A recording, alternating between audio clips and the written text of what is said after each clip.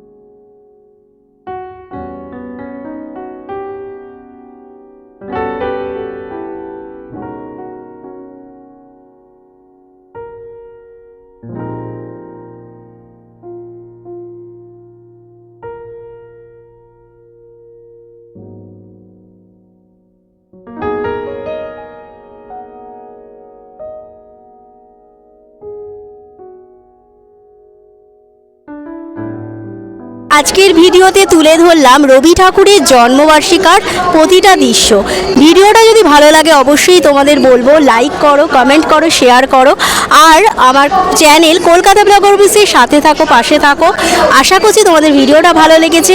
এই রকম আরও বিভিন্ন ধরনের ভিডিও নেক্সট ব্লগে তোমাদের সাথে দেখাবো।